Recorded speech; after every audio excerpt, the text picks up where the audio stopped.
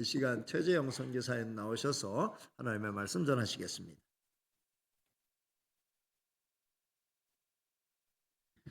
주님의 이름으로 우리 선한성恩교회 성도님께 축복을 드리면서 인사를 드립니다. 스리랑카 최재영 선교사입니다. 먼저 스리랑카를 조금 그래도 한번 보시고 말씀을 증거하도록 하겠습니다. 스리랑카 PPT를 한번 보여주시죠. 예, 스리랑카 선교 이야기입니다. 예, 넘어가시죠.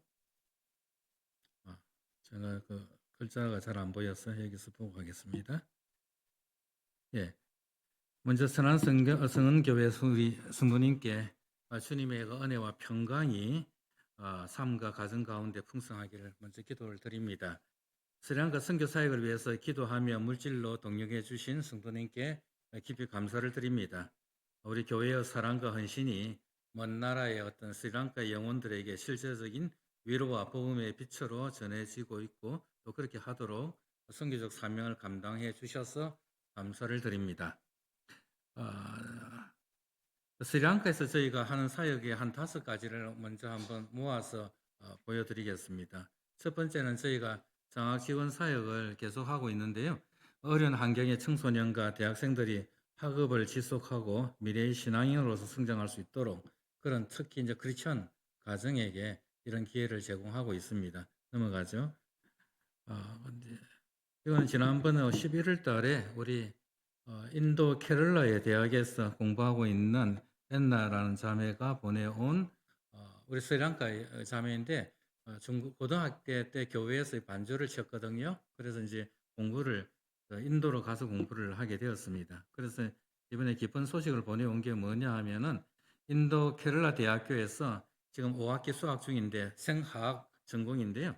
이번에 가에서 그쪽 분야에서 최고 학점을 받아서 수석을 했다고 감사의 어떤 편지를 보내왔어요. 그래서 5A 플러스 2A에서 그지 5A인데 그 중에서 7A인데 5개나 A 플러스를 받아가지고 수석이 되었다고 지난 학기에는 차석이 되었는데 이번엔 수석이 되었다고 너무 좋은 기쁨의 어떤 소식에서 감사를 보내왔어요. 넘어가죠. 그 다음에 이 사진은 무슨 사진이냐 하면은 우리 그 바둘라 지역에 있는 우리 형제인데요. 이 형제가 그걸 해요. 어린이 영어 프로그램을 돈을 받고 하는 게 아니고 지역 마을의 복음을 위해서 오른쪽의 사진처럼 이렇게 가르쳐요. 매주 평일날 가르치는데 이 형제가 이제 하면서 이제 직업을 기도하면서 구해서 이번에 뭡니까 그 자기 지역에 우리로 말하는 우버라고 하는 택시 회사죠. 이런 회사에 이제 그쪽 지역에 이제 매니저로 바로 취직이 되었어요. 그래가지고 나이는 많지는 않은데 이번에 저 매니저로 거기에 이제 바로 이제 직장이 되고 또 자기가 첫 월급을 받아가지고 그 첫 월급은 자기가 영어 가르치는 그 이웃에 그 예수 안 믿는 가정들이 많잖아요. 그 어려운 가정들에게 자기 첫 월급 들여가지고 이렇게 또 구호 사역을 하는 사진을 보내왔어요. 그래서 잘했다고 했는데 이렇게 하면서 크리스찬 자녀들이 대학에서나 이런 데서 성장하면서 신앙으로 자기들의 삶을 어떻게 하나님 앞에 드릴 것인가 이런 어떤 도전들을 하고 있는데 그런 어떤 모습들이 커뮤니케이션에서 저하고 통화하면서 사진도 보내오고 어떤 일을 하고 있다 이런 것들을 보면서 열매 맺어가는 모습들을 볼 수가 있었습니다. 두 번째로 이제 목회자 지도력 개발 사역인데요. 스리랑카는 목회자들이 지금 젊은 세대는 말고요. 지금은 이제 시니어 세대의 목회자들은 다 신학 훈련을 받고 목회를 한 게 아니고 그때는 기독교인이 별로 없었으니까요. 말씀을 듣고 은혜를 받아서 자기 집에 와 보니까 예배 드릴 수 있는 교회는 주변에 아무 데도 없는 거예요. 그래서 자기 집에서 예배를 시작한 거예요.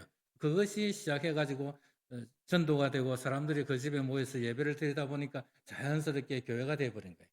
가정교회를 시작해가지고 성장을 하니까 지금은 시니어 목회자가 되고 지역에 이제 노회장이나 그 위에 이제 리더들이 다 된 거죠. 그 밑에 이제 여러 가지 브란치 처치들이 생겨났는데 이분들은 계속해서 뭘 갈급해 하느냐 하면 자기들을 계속해서 업데이트해서 가르쳐 줄 선생이 필요한 거예요. 그래서 이제 그 역할을 제가 지금 감당하고 있고요. 또 선교사한테 배우는 것이 본인들에게도 도움이 되니까 이렇게 해서 저희들이 이렇게 교육을 주로 제 하는 역할은 현지 목회자분들을 훈련시키는 사역에 초점을 만들고 있습니다. 특히 이제 개혁주의 신학과 성경적인 또 목회 원리나 지도력 훈련을 위해서 많이 이제 시간이나 이 가르침을 베풀고 있고요.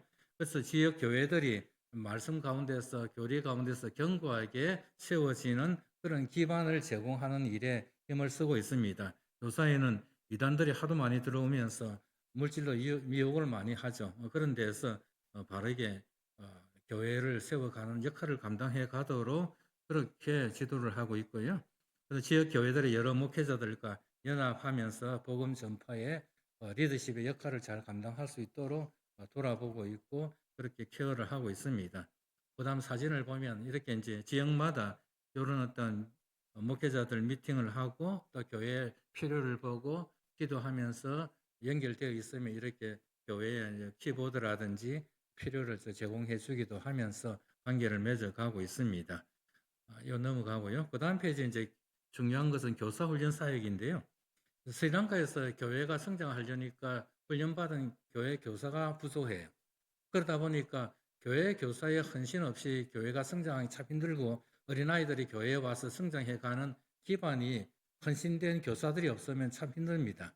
그런 데서 이제 김경희 선교사가 이런 어떤 교사들을 중심으로 매주 매달 한 달 동안 가르쳐야 될 내용들을 전수하고 프랙티스 액션 플랜 액티비티도 시키고 해서 다음 세대의 어떤 교회로 이어갈 수 있는 역량을 개발하고 교회가 서갈 수 있는 이런 역할들을 감당하고 있습니다. 넘어가죠. 그래서 사진을 보면은 이런 칠라우 지역이고 한쪽은 이제 코치카드 지역인데요. 이런 두 도시에 가서 매달 이렇게 훈련을 시키는 장면들입니다. 그다음 페이지 넘어가죠. 이렇게 하면 이제 한 1년간 하면은 교사들이 졸업식도 하고 그다음에 또 그다음 해에 또 공부를 더 단계 높은 것을 해 나가죠. 이런 교사들이 완전 훈련받고 졸업식도 하고 하는 장면들입니다. 넘어갑니다. 그다음에 중요한 것은 이렇게 교사들 훈련만 시키는 것이 아니고 각 지역 교회에 또 교사들이 훈련된 교회에 찾아가서 어린이 바이블 캠프 사역들을 해주고 있습니다. 이걸 해줄 수 있는 데가 그렇게 선교사님들이 많지도 않고 현지 분들이 할 수 있는 역량도 안 되니까 저희가 그 일에 또 신경을 쓰고 있는데요. 그래서 주일학교 학생들에게 견고하게 복음의 기초를 심어주는 사역을 매달 매주 어떤 곳은 찾아가서 이 사역을 지속적으로 하고 있습니다. 그래서 말씀으로 인해 구원의 확신과 영적 기쁨을 갖도록 어린아이들에게 사역하는 것이 직접적으로 있어요. 그리고 넘어가죠. 그렇게 하면 이런 이제 장면들 하나가 나오는데요. 그 왼쪽에 이제 이렇게 지프로 볏짚으로 만드는 이런 센터는 뭐냐 하면은 이것도 여기 교육을 우리 김경희 선교사에 받는 교사가 자기 지역에 교회가 없으니까 이렇게 두 사람이 그 교사가 이렇게 직접 지프로 우리가 코코넛 나무라고 하죠. 이런 지프로 이런 예배 틀을 만든 거예요. 자기 그 마을의 그 땅에.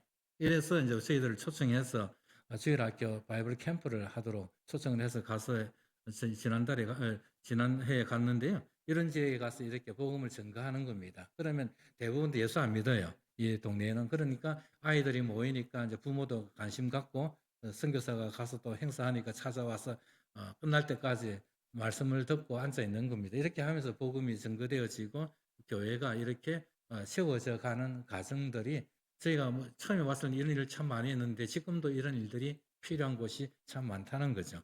그 오른쪽에는 이제 이렇게 주일학교 교회를 찾아가서 캠프를 해주면서 성경의 테스트를 다 하는 거죠.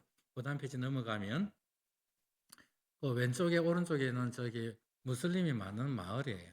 그런데 그 교회에서 또 이걸 좀 해줬으면 좋겠다고 해서 그 교사죠, 거기도 목회자 사무관 교사 훈련을 받는 곳이었는데 거기 가서 이제 무슬림 아이들 그 마을에서 이렇게 사역들을 하면서 또 자기들 또 예수 안 믿는 무슬림 동네 아이들을 초청해 놓으니까 그다음 이제 자기 교회에 한 10명 정도의 무슬림 아이들이 교회 등록해서 계속 나오고 있다고 보고도 하고 하던데요. 이렇게 하면서 이제 이렇게 교회 사역이 어린이 캠프 사역들을 지속적으로 해가고 있습니다. 이럴 때 그냥 가는 건 아니잖아요. 애들한테 선물도 줘야 되고 여러 가지 이런 것은 어떻게 마련해서 주기도 하고 하죠. 뭐 이렇게 하면서 어린이 사역을 통해서 어린아이들이 어릴 때 교회에 와서 이런 느낌이 나중에 신앙을 찾고 발전시켜 가는데 중요한 모멘텀, 동기가 되는 겁니다. 이런 것들이 옛날에 어릴 때 주일학교 다니는 아이들이 사람들이 나중에 교회에 찾아오는 이 비율이 높거든요. 이런 어떤 복음의 사역들이 일어나고 있습니다. 그다음 페이지 넘어가죠. 여기 보면 이제 우리 영어 캠프하는 사역 가운데서도 이렇게 일반 그 가정에서 영어 교육하다가도 이제 한번 이렇게 어린이 바이블 캠프를 해요. 그래서 이제 이렇게 김경희 선교사 이렇게 마당에 텐트 쳐가지고 아이들을 앉아놓고 하기도 하고, 그 다음에 교회당에서 큰 교회당에서도 하기도 하고, 이렇게 지역별로 이런 어떤 어린이 바이블 캠프를 지속적으로 하면서 즐거운 시간이에요. 애들한테는 말씀도 들어가지만 게임도 하면서 여러 가지 액티비티도 하니까 어떤 신남이 있는 거죠. 이런 것을 하는데 별로 없으니까요. 그래서 이렇게 복음을 전가하는 일에 애를 쓰고 있습니다. 그다음 페이지 넘어가죠. 이거는 이제 우리 단기팀이 왔을 때 이런 사역들을 저희들이 우리의 재정이 안 되니까 그분들의 재정을 가지고 청소년이나 학교에 찾아가서 사역들을 하는 겁니다. 이렇게 하면서 복음을 전가하는 일들, 그리고 청소년 캠프 같은 것들을 뭐 교회에 어떤 도움을 받아서 단기팀에 오면 같이 해서 하는 경우가 있고요. 이런 식으로 복음 전파에 대해서 힘을 쓰고 있습니다. 넘어가죠. 그 다음에 이제 다섯 번째로 우리 영어 훈련 사역들이 요새 좀 많이 하고 있는 일 중에 하나입니다. 왜 이것이 필요하냐면 복음에 대해서 저항하는 마을 공동체가 아직도 많이 있거든요. 근데 그분들에게 접근하는 방식이 필요한데 무조건 뭐 전도해서 되는 게 아니니까 어린이들을 위한 영어 공부 프로그램을 도입을 시켜서 우리 훈련받은 교사나 목회자가 사역자가 들어가서 개척을 하는 겁니다. 거기에서 지역사회와 교회 간의 어떤 그 거리감을 줄이는 작업이 그 아이들을 위해서 교육을 시켜주겠다는 거니까, 특히 영어 교육을 시켜주겠다니까 다 웰컴을 합니다. 거기에서 우호적인 태도를 갖게 하니까 거기서 이제 복음이 서로 마찰되고 침투하기도 하고 반응하는 이런 어떤 모습들로 변해져 가면서 목회자가 오거나 사역자가 왔을 때 거부감이 없이 받아들이는 이 가정들이 형성이 되는 겁니다. 그래서 영어 공부를 통해서 마을 아이들이 성장하고 학교에서 두각을 드러내고 이러면서 복음의 문을 여는 통로가 되는 겁니다. 옛날에 오래전 이야기인데요. 아주 시골 마을에 이 이제 방과 후 교실을 교회에서 했어요. 그래서 그 마을에 대학을 간 애들이 8명이 나왔어요. 그 도에서도 그렇게 많이 나오지 않는데 그 시골 마을에서 우리 사회에 그렇게는 그 당시에 그 교회에 그 마을에 한 8명이 대학에 다 입학을 한 거예요. 그 동네에서는 난리가 난 거죠. 뭐 우리가 가면 시골에 뭐 대학 가면 옛날에 플랜카드 들듯이 이런 일들이 통해서 복음이 이제 아무도 그 주변에 절이 있거나 뭐 다른 종교단체가 있어도 교회 하는 행동에 대해서는 아무도 이의를 걸지를 않습니다. 왜냐하면 그런 결과를 보니까요. 이런 헌신들이 사역 가운데서 일어나는 건데, 그래서 요새 한국도 어린아이들이 참 많지 않지만 스리랑카도 아이들이 많이 이제 출산이 적어진단 말이에요. 그리고 해외로 많이 빠져나가고 이런 상태에서 교회가 성장하기 위해서는 주일하기 위해서 많은 신경을 쓰고 있습니다. 저희들은. 영어 고단 페이지에 영어 훈련 프로그램이 지난달에 12월 달에 이제 그 사역자들 재훈련도 시키면서 또 새로운 교육을 받기를 원하는 사람을 함께 해서 훈련을 시키는 프로그램이 있습니다. 왼쪽에 뭐 사진 하나 있죠. 그 밑에 한번 딱 누르면 동영상 간단하게 나올 거예요. 클릭 한번 해보세요. 클릭이 안 되면 넘어갑니다. 예. 그 다음 이렇게 영어 프로그램을 하고 지난 12월 달에 고난 페이지 넘어갑니다. 예, 넘어가죠. 예.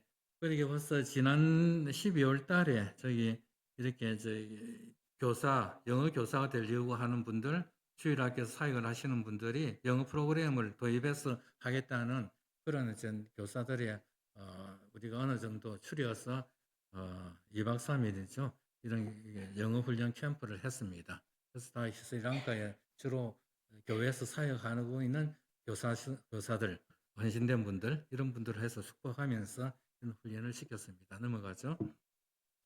그러면 이런 교사들이나 목회자나 사역자들이 자기 마을에 가서 가정에서 저렇게 아이들에게 영어 프로그램을 하는 겁니다. 그리고 어떤 마당에서도 하기도 하고 여러 어떤 형태로 복음을 아이들하고 이 복음을 전하는 컨택트를 하면서 이게 자연스럽게 교회 사역으로 연결이 됩니다. 이런 것을 통해서 열매를 이제 맺어가는 겁니다. 이런 것들을 하나님께서 저희들이 지금 스리랑카에서 지금 주로 하는 일들 중에 하나이고요. 그 다음 페이지로 넘어가죠. 그럼 천안성은교회에서 저희들을 선교사로 파송하고 동역해 오는데 어떤 가치가 있는가 이런 것도 저희가 생각을 하는 거죠. 천안성은교회에서 선교는 단순히 후원의 어떤 그것으로 우리가 얼마 정도 돈이 있으니까 선교는 해야 되겠고 이 바치는 이런 수준이 아니고 결국은 기도 속에서 스리랑카 교회와 공동체를 실제적으로 세워가는 하나님의 그 언약 관계에서 우리가 동력해 가는 것이다. 이런 겁니다. 우리가 후원 선교사도 있고 실제적으로 현장에서 사역하는 선교사가 있잖아요. 다 우리는 선교사적인 개념으로서 이런 동력을 이루어 가고 있는 겁니다. 말씀 중심, 교회 중심의 개혁주의 선교 신학을 현장에서 구현하는 선교 사역이다. 주께서 기뻐하시는 하나님 나라의 아름다운 협력 사역이고 그런 어떤 열매를 우리가 맺어가고 있는 것이다 하는 말씀을 드리고 싶어요. 그 다음 페이지에 그래서 제가 감사와 선교적 도전이라는 말이 있는데요. 스리랑카 교회의 어떤 다음 세대가 더욱 견고하게 성장해 가는 것이 필요한데요. 이런 데 대해서 우리는 중보 기도가 좀 필요합니다. 또한 천안성은교회가 앞으로도 세계 열방을 향한 주님의 마음을 품고 선교적 사명을 계속 감당해 나가기를 저는 기대를 하는 겁니다. 천안성은교회를 통해서 하나님의 은혜와 평강이 더욱 충만해지고 또 그것을 통해서 하나님의 어떤 은혜 가운데서 기도하는 것이 응답되어지고 그것이 선교지에서 열매를 맺어가는 이런 어떤 하나님의 영적 관계 안에서 구조가 형성되어 가는 것들을 기대하고 있고요. 그래서 교회에서 대해서 제가 감사와 함께 스리랑카뿐만 아니라 협력하고 있는 선교지를 위해서 기도를 항상 부탁을 드립니다. 왜냐하면 기도가 참 중요하거든요. 이때까지 제가 35년, 91년도부터 사역을 해오면서 느낀 건 결국은 기도하는 후원자들이 있기 때문에 이 사역에 지속적으로 어려움 가운데서도 극복하면서 돌파하면서 전진해 갈 수가 있었거든요. 기도 없이 우리의 영적인 부분이 감겨 있다면 어떻게 이것을 감당할 수 있겠는가 하는 것은 자연스러운 우리의 경험이거든요. 그래서 기도를 항상 하실 때마다 이름 넣어 주셔서 기도를 부탁드립니다. 마지막으로요. 제가 이제 현지 사역자 지원을 위한 기도 제목이 하나가 있는데요. 제가 아는 우리 젊은 우리 목회자 한 사람이 있어요.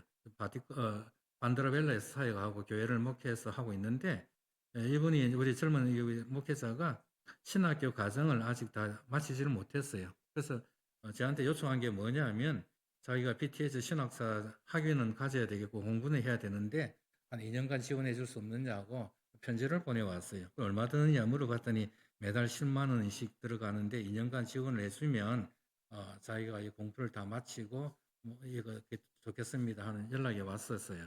그래서 제가 기도는 해보자고 냈는데 우리 교회에 내놓는 겁니다. 그리고 자기 교회가 지금 키보드로 예배를 드리는데 키보드가 다 망가지고 부서졌대요. 그래서 한번 형편이 된다면 키보드 하나 조금 제공해 주셨으면 참 좋겠습니다.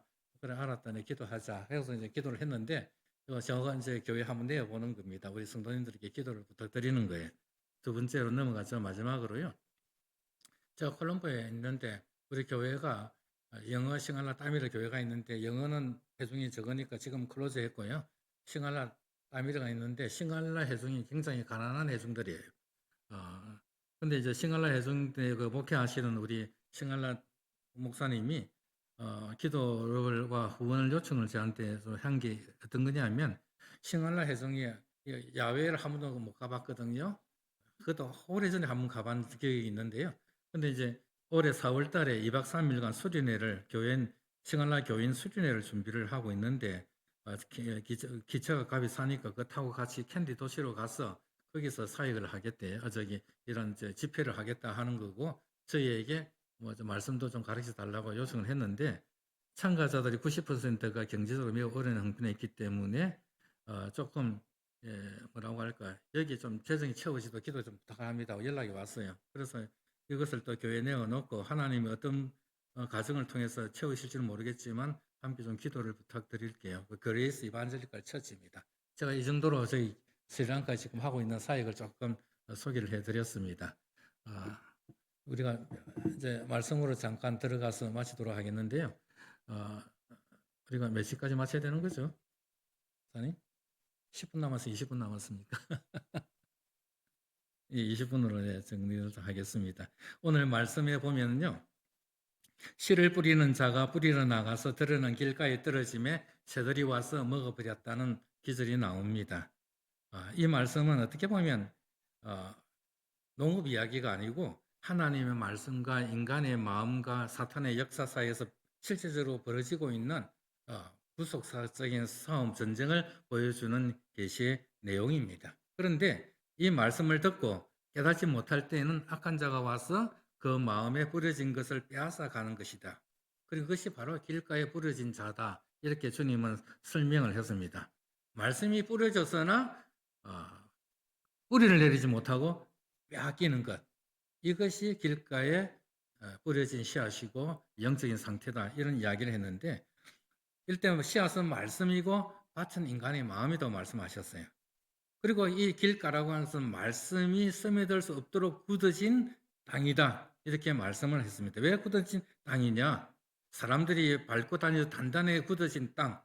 그래서 씨앗이 그 땅 속으로 들어가지 못하고 표면에 노출된 채 남아 있다는 겁니다. 그러면 새들이 쉽게 그것을 와서 발견하고 채간다. 이것이 그림의 전체적인 비유의 내용입니다. 스리랑카에도 가면 항상 그 콜롬보나 캔디로 가면 논을 보면 문을 대기 전에 논두렁을 따라서 길이 나 있습니다. 왜 논두렁에 길이 나 있느냐 하면은 동물들이 그것을 지나가니까 땅이 이제 단단하게 굳어져 버리는 거죠. 그러니까 그 씨앗이 그곳에 떨어지면 흙 속으로 스며들지 못하고 노출된 채 남아있게 되면 까마귀나 참새 같은 것들이 날아와서 그것들을 순식간에 채갑니다. 그러니까 아무리 말씀이 뿌려져도 땅 지겹고까지 들어가서 열매를 맺지 못한다는 이거 말씀이죠. 이것이 어떤 거냐?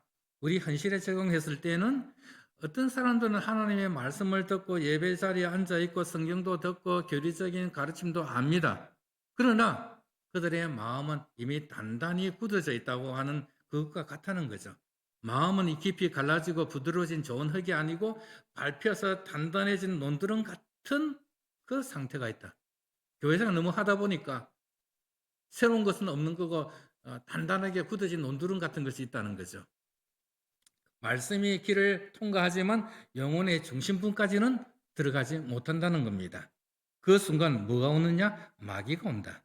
마귀는 아무 방해 없이 그 마음에 놓인 말씀을 채간다. 이것이 길가이다. 성령의 은혜가 없는 피상적이고 형식적인 믿음 가운데 있는 상태를 가지고 여기에 어떤 일이 벌어지느냐 영적인 전투가 벌어지고 있다 말씀합니다. 사탄이 가서 그들에게 뿌려진 말씀을 빼앗는다. 지체 없이 빼앗는다고 하는 이야기입니다. 그러니까 우리가 설교를 듣는 자리, 예배를 드리는 장소, 그 강단, 그리고 그 회중의 마음이 바로 전투의 현장이다. 이렇게 말씀을 하는 거죠. 성전이 아무리 조용해 보여도 영적인 전쟁이 일어나는 전장터는 어디냐? 주일날 하나님의 말씀이 선포되어지는 그 장소이다. 이렇게 이야기하시는 겁니다. 마귀는 실제적이고 인격적인 존재입니다. 그래서 마귀는 사탄이라 하고 사탄의 역할은 대적하고 고소하는 역할입니다. 디아블로스라 해서 비방하는 사람입니다. 악한 자라 해서 악을 구현하는 그 구현의 실체가 이 마귀입니다.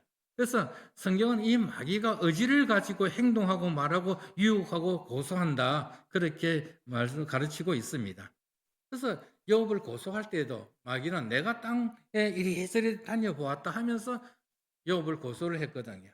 예수님도 마귀가 다가와서 유혹하고 예수님께서는 그 마귀를 말씀으로 물리쳤다. 이렇게 나옵니다. 그러니까 마귀는 단순한 어둠의 힘이 아니고 지성을 가지고 목적을 가지고 계획을 가지고 접근해오는 인격적인 악이라고 하는 이야기입니다. 왜냐하면 마귀는 이미 하나님이 창조하신 영적인 피조물이고 교만으로 인해서 타락했다고 성경은 이야기를 합니다. 하나님의 주권 아래 제한되어 있지만 여전히 인류와 교회를 적극적으로 공격하는 실체라고 하는 겁니다. 그러니까 마귀의 존재를 부인하는 것은 주님의 가르침을 부인하는 겁니다. 그리고 궁극적으로는 마귀의 큰 전략에 굴복하는 겁니다. 마귀의 가장 큰 기쁨은 사람들이 그가 존재하지 않는다고 믿게 만드는 것이기 때문에 존재하지 않는다고 믿는 적은 아무도 경계하지를 않습니다. 마귀는 있다고 하는 것을 성경은 우리에게 경고를 하는 겁니다. 그런데 마귀의 역할은 뭐냐? 구원의 역사를 막기 위해서 말씀을 훔친다고 하는 겁니다. 누가복음 8장 12절에 보면 마귀가 가서 그들이 믿어 구원을 얻지 못하게 하려고 말씀을 그들의 마음에서 빼앗는 것이다. 이렇게 설명을 합니다. 그러니까 마귀의 최대 관심사는 뭐냐면 인간이 도덕적으로 살거나 종교적인 행위를 하거나 성경 지식을 암기하는 것에 크게 신경을 쓰질 않습니다. 그러나 마귀는 인간의 말씀과 성령 안에서 예수 그리스도를 주님과 구주로 믿고 순종하는 것을 필사적으로 막기 위해서 전쟁을 걸어온다는 겁니다. 이것이 마귀의 본질이다. 성경 이야기를 합니다. 스리랑카에서 우리가 복음을 전할 때 이런 현상들이 많이 나타나는 겁니다. 그리고 마귀는 강명의 천사로 가정에서 거짓 복음을 만들어냅니다. 사탄도 자기를 강명의 천사로 가정한다고 이야기를 합니다. 그러니까 마귀는 노골적인 어두움으로만 우리에게 접근하지 않는다는 거죠. 자신을 빛으로 노출시키면서 우리에게 접근해 온다는 겁니다. 사람들이 속일 때 거짓을 제시를 하지 않는 겁니다. 거짓을 진리와 굉장히 유사한 것으로 포장하는 모습으로 접근해 온다는 것. 이것이 위험하다. 사람들은 그것을 분별할 능력이 없기 때문에 그것이 진짜 복음인 줄 알고 접근하고 받아들이기 때문에 오히려 사망으로 빠져나가는 것이다. 이렇게 이야기를 합니다. 이게 거짓 복음이다. 거짓 복음의 가장 큰 내용 중에 어떤 것이 포커스가 있느냐 하면 자기를 치유하고 자기를 확장시키고 자기를 번영하고 자기 성공하는 데 모든 초점이 있지 그 안에 하나님의 영광이라고 하는 것, 하나님을 위해서 우리가 살아야 된다는 그것은 빠져 있다는 이야기입니다. 스리랑카도 이단들이 오면요 95%는 다 기독교 이야기를 하면서 나머지 5%에서는 예수 그리스도가 아닌 다른 것을 설명을 하거든요. 그러니까 넘어가는 거죠. 그러니까 예수 그리스도의 주권, 십자가의 속죄, 회개에 대한 요구가 사라졌을 때 인간의 온 가능성과 인간의 자존감과 인간의 잠재력이 복음의 내용인 것처럼 이야기될 때 마귀는 이런 메시지를 사랑한다. 왜냐하면 이런 설교는 사람들을 감동시키기도 하고 그렇지만 죄인들을 거룩하게 만들지는 못하기 때문에 그런 가르치는 교회를 수적으로는 성장시킬 수 있지는 몰라도 성도들을 거듭나게 하지는 못하는 치명적인 약점이 있기 때문에 마귀는 그것을 좋아한다. 이런 유혹이 있다는 거죠. 그래서 예수 그리스도를 살아계신 주님으로 선포하기보다는 이 복음을 내게 축복을 주는 에너지로 만드는 현상들이 많이 나온다는 것이죠. 이것이 복음을 왜곡하는 것이고 빛으로 위장한 사탄의 전략이라고 하는 겁니다. 그래서 세상은 악한 자의 권세하에 놓여 있는 것이다. 이 세상이라고 하는 것은 단순한 자연 질서나 사회 구조를 이야기하지 않는다는 거죠. 오히려 세상은 하나님의 왕국에 대항해서 조직된 반왕국의 문명 전체를 이야기합니다. 그래서 이 세상은 본질이 뭐냐? 세 가지 정욕이 있다. 하나는 뭐냐? 육신의 정욕이고 안목의 정욕이고 이생의 자랑이다. 다른 말로 하면 자기 만족이고 자기 탐욕이고 자기 숭배에 초점을 두고 있다 이야기를 하는 겁니다. 스리랑카 문화에서도 스리랑카 사람들은 가족의 명예, 가족의 품위를 매우 중요하게 여깁니다. 가족의 평판, 사회적 인식, 타인으로부터 존경은 절대적인 가치로 간주합니다. 그러니까 이런 가치 자체를 유지하는 관점에서 보았다면 악한 것은 아니지만 영혼의 궁극적인 기준이 될 때는 치명적인 우상 숭배가 된다는 겁니다. 사람들은 가문의 명예를 위해서 싸우지만 자신의 수치를 위해서 부끄러워하지만 그러나 하나님의 영광을 위해서는 부끄러워하지 않는다는 겁니다. 체면을 위해서는 분명하게 말하지만 복음을 위해서는 침묵한다는 겁니다. 이것은 문화적인 문제인 동시에 영적인 지배의 문제이고 마귀 왕국의 구조입니다. 바울은 이런 세상에 대해서 어떤 영적인 싸움을 우리가 싸워야 될 것인가 이야기를 합니다. 문화라고 하는 것은 중립적이지 않다고 합니다. 정치가 중립적이지 않고 교육이 중립적이지 않습니다. 평화를 말하는 종교조차도 중립적이지 않습니다. 평화를 이야기하는 것이 오히려 이단에 더 많아요.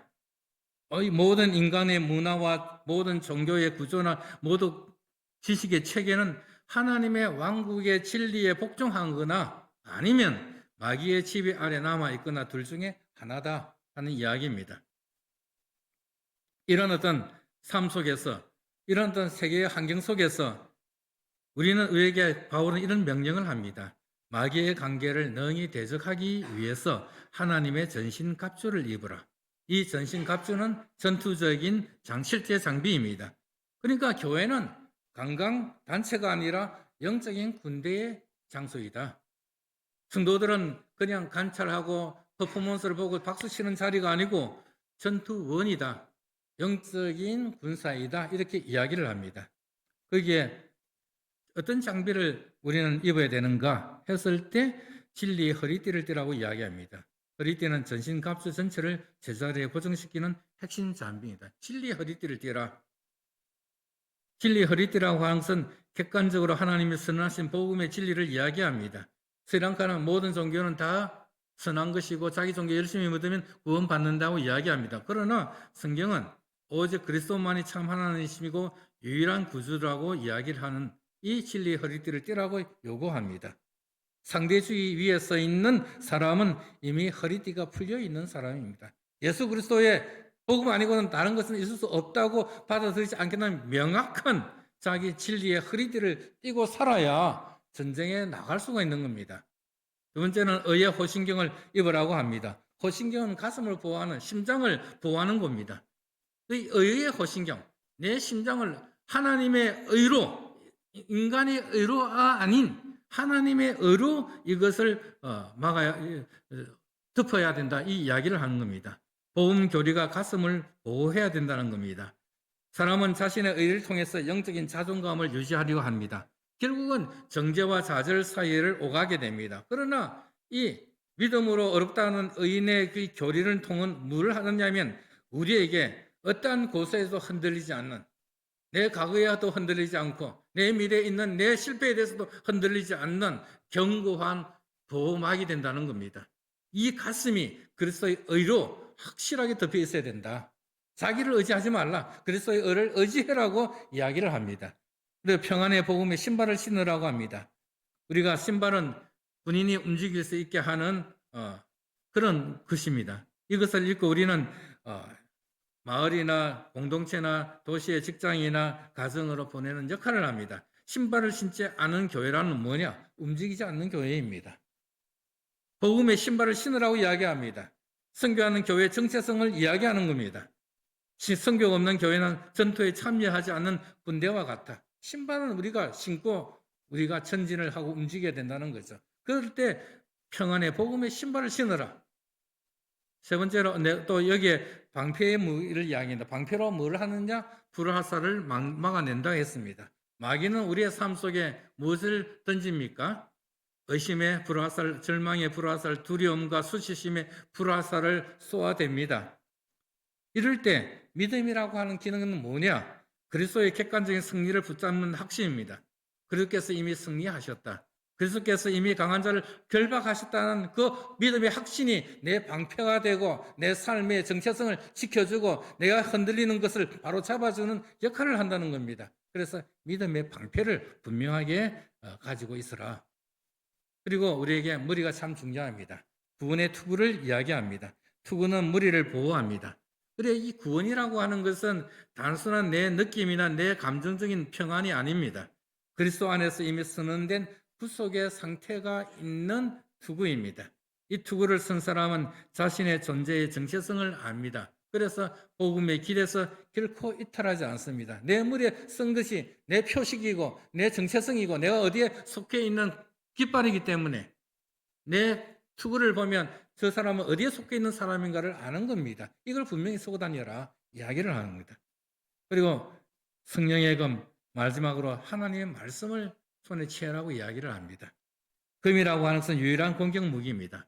말씀은 방어적인 위로를 제공하는 책이 아니고 마귀의 요새를 무너뜨리는 공격 무기라고 이야기를 합니다. 말씀은 내 마음에 평안을 주는 수준 이상으로 공격하는 무기다.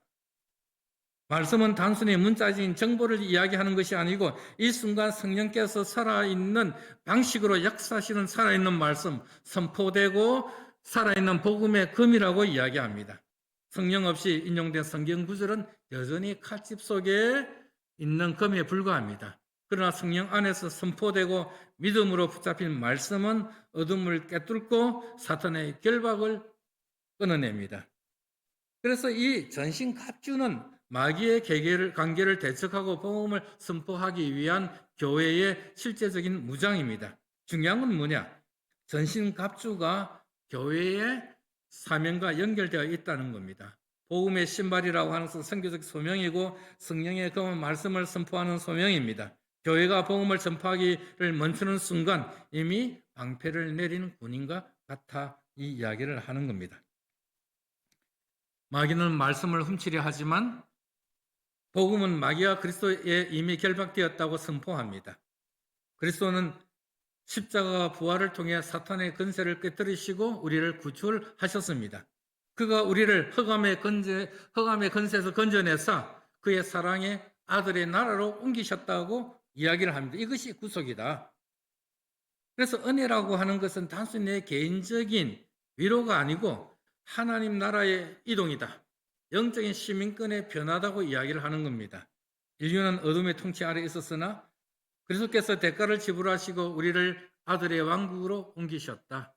그래서 나는 내 마음이 가벼워졌다는 그런 단순한 이야기가 아니다는 거지. 구원이라고 하는 것은 오히려 내가 속한 나라가, 내가 속한 왕국이 영원히 바뀌었다.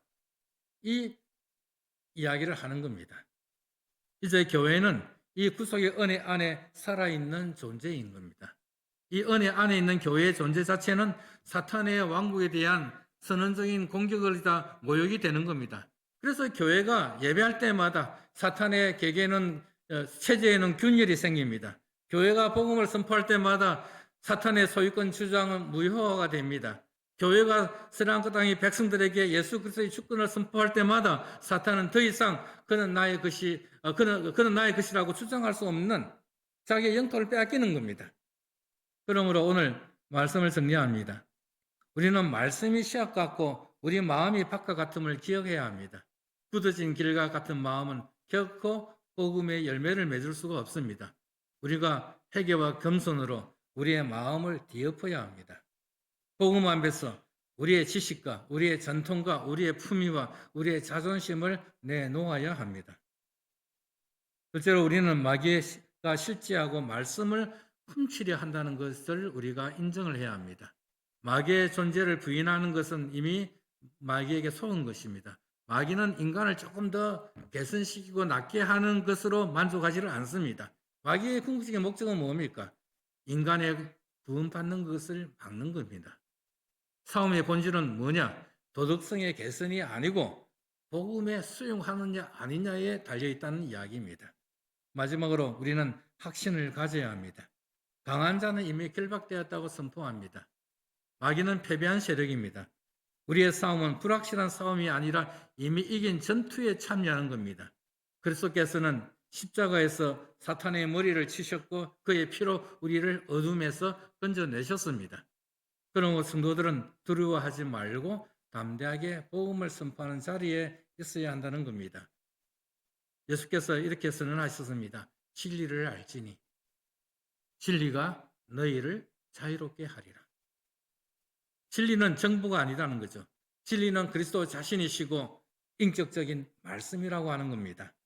오직 그리스도의 복음만이 마음을 좋은 밭으로 부수고 마귀의 손에서 말씀을 보호하며 스리랑카를 포함한 온 세상에 하나님의 왕국을 전진시킬 수가 있는 겁니다. 오늘 교회도 이와 같은 하나님의 은혜 가운데 한 개인마다 하나님의 영적인 군대로 굳게 서고 진리를 굳게 붙잡고 내 자리가 바로 영적인 전투의 자리인 것을 생각을 하셔야 하는 거죠. 우리 세상은 영적인 전투를 할 필요가 없는 곳입니다. 그러나 여기에 말씀이 증거되고 말씀이 내 마음에 불편을 주고 말씀이 여기에 어떤 작동을 해 나갈 때 내가 기도를 해 나갈 때 사탄은 거기에 포커스를 맞추는 거죠. 왜냐하면 여기에 가장 치열한 전투의 현장이니까 그런 겁니다. 그래서 교회는 영적인 치열한 현장이다. 여기에 말씀이 선포될 때마다 마귀의 세계는 움직이고 그들은 도망가지만 결코 그냥 넘어 도망가지는 않는다는 거죠. 그러니까 우리가 예배, 또 하나님의 말씀을 듣는 일에 우리가 하나님께 기도하는 일에 힘쓰는 것은 기본 중에 기본이다 하는 이야기를 말씀을 드리고 싶습니다. 기도하시겠습니다. 거룩하신 아버지 하나님, 주님의 은혜를 구합니다. 주님의 말씀이 우리 안에서 거룩하고 능력이 있는 본질을 진정으로 드러내도록 도와주시기를 바랍니다. 성령께서 우리를 통해서 역사해 주시기를 원합니다. 성령께서 어떻게 일하시는지 우리가 분명히 또 보게 하시고 우리가 잘못된 길로 벗어나지 않도록 지켜주시고 주님의 은혜 안에서 더욱 풍성하고 능력 있게 믿음 가운데 살게 하여 주시기를 원합니다. 예수 그리스도의 이름으로 기도드리옵나이다. 아멘.